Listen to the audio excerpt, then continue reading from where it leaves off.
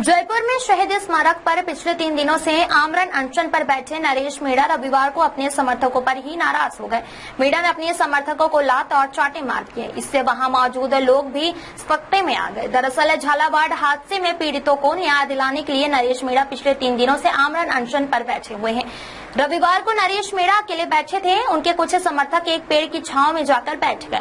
इस दौरान नरेश मीणा ने उनको बुलाया। जब समर्थक उनके पास नहीं पहुंचे तो नरेश मीणा गुस्से में उनके पास गए और उन्हें पीट दिया। इस विवाद पर नरेश मीणा ने अपना पक्ष रखते हुए कहा, मैं आमरण अनशन पर बैठा हूं, लेकिन मेरे समर्थक पेड़ की छांव में बैठे थे। मैंने अपने समर्थकों को बार बार बुलाया, लेकिन वो नहीं उठे। इसके बाद मैंने कुछ को चाटे और कुछ को लात मारी। यही मेरा तरीका है, मैं इसी अंदाज से काम करता हूँ। नरेश मीणा से थप्पड़ खाने वाले मुकेश ने अपना पक्ष रखते हुए कहा, आज मेरी गलती थी, मैं पेड़ की छांव में बैठा था। भविष्य में ऐसी गलती नहीं होगी।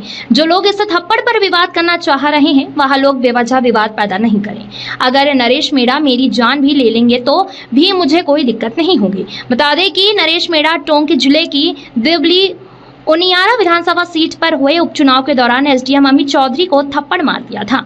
पुलिस ने नरेश मीणा को गिरफ्तार किया और उसके समर्थकों ने उनको छुड़ा लिया था।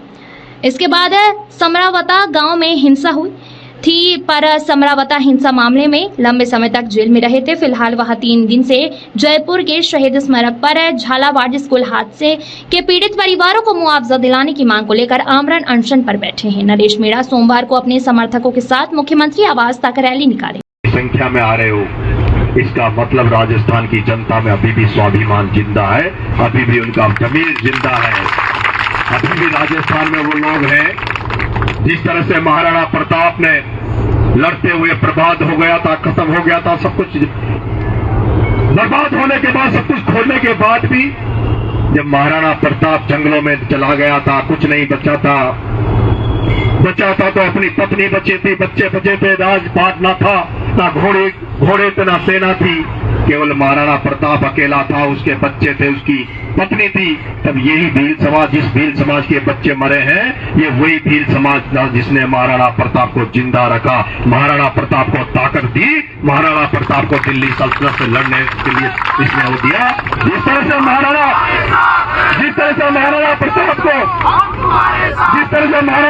को हम उसके स्वाभिमान के लिए, उसके सम्मान की लड़ाई को लिए उसको पूछते हैं, उसी तरह से हमें भंवर भील को नहीं भूलना चाहिए।